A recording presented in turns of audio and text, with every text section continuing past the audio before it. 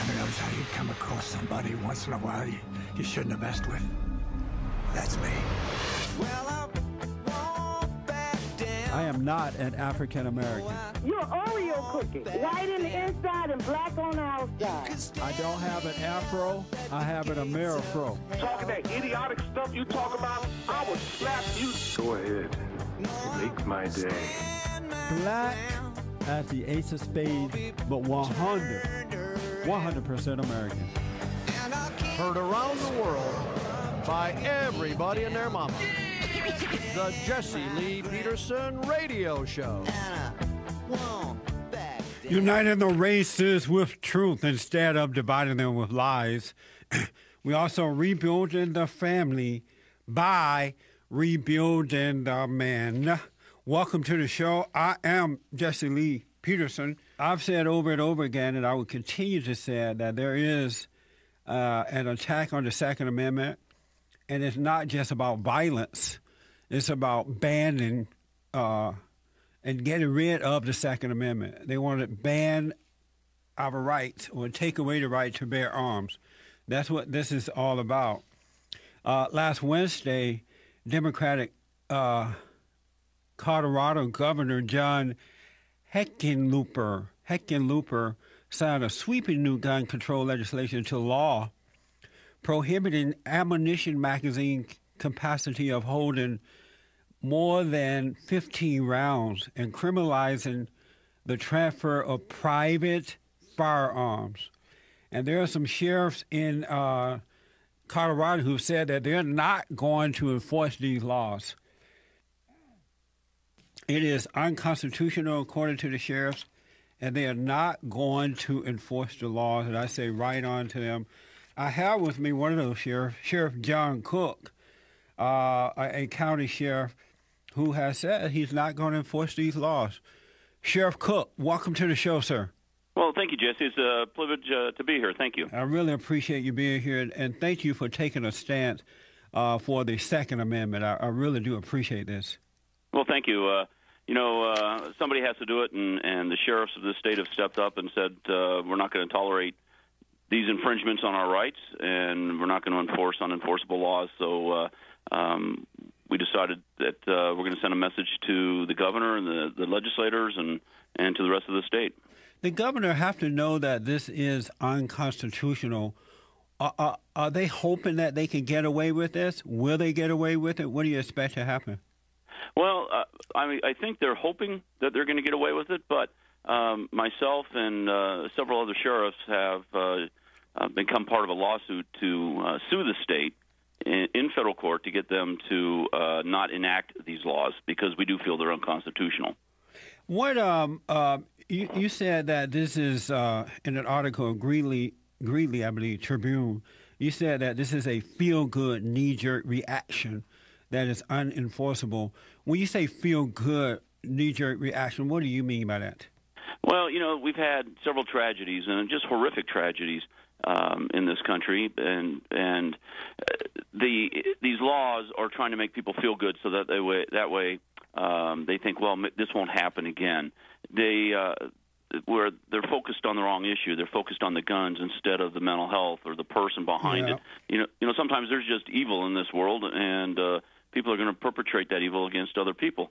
And so what legislators do when there is such a tragedy, they want to look like they're doing something. They want to look like they're doing anything. And so they pass these ridiculous laws, and then they can go and say, see, look, we're doing something about these gun issues. And so they're trying to make themselves feel good, and they're trying to make some people in the state feel good about, passing these laws. And it is really just a knee-jerk reaction to these tragedies, which is not going to fix anything. Correct me if I'm wrong on this. I thought about this last night as I was preparing for this interview with you this morning. I do hear people saying that it's a knee-jerk reaction, but I don't think that the Democrats, not all, of course, I think, we all feel sad when, there are killings and things like that happen, but I just think the Democrats want more control of our lives, and they are using this in order to, these type of killings in order to take control of our lives. I don't think it means as much to them as we think that it does. No, I could agree with you more. I believe that's exactly what they want to do. They want to control our lives, and they do it through these type of laws. They are a nanny state. You look at the Democrats back in New York. Mayor Bloomberg, who wants to control the size of a Coca-Cola that you can drink. Right. It's about control, and they want the government to control your life, but then protect you from yourself, which is not their role. I saw this happen at a young age in life, and I wasn't into politics at all. But I grew up in Alabama, down on a plantation there under the Jim Crow laws. Well, and I noticed that black Americans had more control of their lives. Their families were intact. I knew nothing about welfare or government helping us out while growing up. But right during Lyndon B. Johnson and when the so-called civil rights movement started, the government took over the lives of black Americans, their homes and things like that. And the so-called leaders became the head, all under the pretense of caring about black Americans. And today, as you know, the family is destroyed for the most part. Over 40% of black Americans are relying on government in one form or another. And so that's what kind of got me or started me to pay attention to what is happening. And now I see it happening in our country overall. And the Second Amendment, freedom of speech is all about that. They're just trying to control us. Well, you're absolutely right, and I had this discussion yesterday with one of my employees. And it happens not just with black families on a hand up or a help up. They give handouts and then they get you dependent on their money. Well, they do it with local governments, with state governments, county governments, city governments. They print the money, they give you tons of money through like grants, and then after they get you dependent on that money, then they say, whoa, wait a minute, let's pull back. Now you've got to do what we tell you to do, and you have to follow these rules now. And if you say, well, no, I'm not going to do it, then they take the money away that they've got you dependent on. That's right. Absolutely. Yeah. But go ahead. No, go ahead. Finish your point. Oh, no, I was just going to say, it's become a dependent nanny state, and I don't recognize Colorado. I've lived here all my life. Yeah. And I don't recognize this country. The things that are going on, it's just shocking to me. And I was going to ask. That's exactly what I was going to ask. I noticed that a lot of young people, and not all, of course, but most have been so brainwashed and dumbed down by the public educational system, and the fact that many of them are coming from broken homes. And they are now, and a lot of them are voters. We saw this in the last election, presidential election. Are we going to be able to turn this around? That's $1 million question. I hope we can. What it's going to take is people to get active, and it's going to take people to get serious about this country once again and say, I'm not going to let the government run my life. Right. The problem is when they give out so much money and give out so many handouts, they, like we said, they get the people dependent, and then if they Chef Cooke, let me take a quick break. We'll come back and finish up on this. 888-7753-773.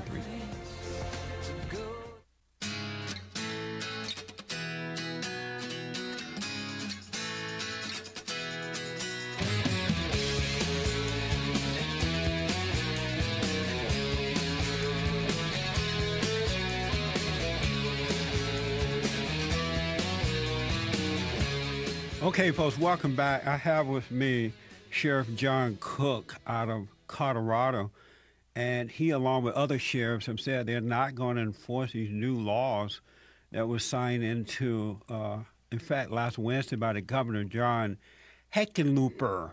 And so I'm like, right on, it's about time. Sheriff, the governor, when asked about you guys not enforcing these laws, he said, well, these are sheriffs out in the rural area. They're not as smart as the police officers in the urban areas. He made you guys seem like, you know what, he's going to work on you, but, we shouldn't be surprised. What do you say about that?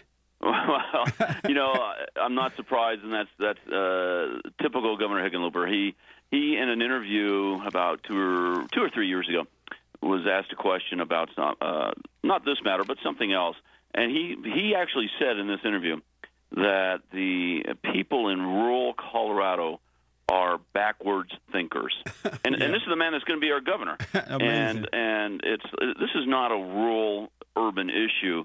This is about our right to protect ourselves. It's about the Constitution. It's about our freedoms and our liberties. Yeah. And those issues transcend rural versus urban. There are a lot of police chiefs that do not support these gun control laws. And so to suggest that this is a rural-urban issue is really missing the mark with the governor. There are I was at a debate down in Denver on a gun control debate where the governor was the moderator. 2 street cops from the Denver Police Department came up to me and said, "Hey, we agree with your position paper, the county sheriffs of Colorado. We support you guys. We don't agree with our police chief." And these are street cops from Denver. Yeah. And so this idea that it's rural versus urban is really off base. I couldn't believe that the governor would say something, even if he thought that way, he would say it out loud. It just sounds like these are just elitist kind of people who are looking down on everybody. It's exactly what he is. He's an elitist, and he's very Denver metro-centric. Whatever happens in Denver or what's good for Denver is good for the rest of the state, is his attitude. The Senate Democrats have made it known to you guys that obey or no pay. They're not going to raise your salaries there. Right. In Colorado, the salaries of all the elected officials, so county commissioner, sheriff, assessor, clerk and recorder, et cetera, are set by the state legislature. And we've heard that they are not happy with the sheriff's stance on these gun issues, and so therefore they're not going to allow a bill to be ran to increase the salaries. And the sheriffs have not had a pay raise since 2006, and if they don't hear it this time, they won't be able to hear it until 2017 to take effect in 2019. So we're looking at 13 years without a pay raise. Amazing. Yeah. That's something else. I'm sorry to hear that. Well, thank you. Yeah, and the sad part is, the sheriffs have a lot more responsibility than police chiefs, but yet their salary is quite a bit lower because of the state legislature than the police chief. And I have people that are working for me that make more money than I do, quite a bit more money than I do, because the state's not willing to even hear the idea about giving a pay raise. That's amazing. There is something called the Constitutional Sheriff and Peace Officers Association. Tell us about that. Well, there is an organization called that. I went out to one of their first meetings. I am not a dues-paying member, but what they do is they want sheriffs to stand up to and support their oath and the office of sheriff by not enforcing some of these unconstitutional laws, such as these gun control laws. Yeah. And so they're I believe they're a nationwide organization. Yeah, I read there are 15 sheriffs association, 340 sheriffs, and 1 police chief, 1 deputy sheriff who have stated that they will not enforce these new laws. So this seems to be a growing thing across the country, and I'm glad to hear about that. I just think it's time for the folks who are on the side of good and for those who believe in and support the Constitution to start fighting back. I think we've been too passive. I agree with you, and I couldn't agree with you more. We just sit idly by while these rights keep they chipping away at our rights, but next thing you know it, we don't have any more. Yeah. My final question, Sheriff, and I do appreciate you being here. Have you noticed that since the last presidential election, it seemed as though the liberals have just taken over, and they are across the country, not just with guns, but with everything, and we seem to be on a fast pace of destruction. Oh, yeah, definitely. I think, unfortunately, this last election emboldened them, and I think they're going to try and use whatever power they have to intimidate the rest of the country and to push through their agenda. Do you have a website, anything you'd like to give out, anything that we can do to help? Yeah, sure. Well, the website for the sheriff's office is WELD, W-E-L-D, sheriff.com, and that goes directly to my official website. I don't have a unofficial one, but we are planning on suing the state, and so people can help. And we haven't filed it yet, but when we do, people can help by contributing to the legal fund. But we don't have that set up yet. Okay, when you get that set up, we'll have you back so we can give out that information. That'd be great. I just want to unite all of the folks around the country. I believe in God. I believe that the battle that we're fighting is a spiritual battle between good and evil. And I know that the children who believe in God have a greater power within us. And there's no reason that we should be losing our family, our country, and our Constitution in the manner that we're losing it. I just think we need to unite and fight back.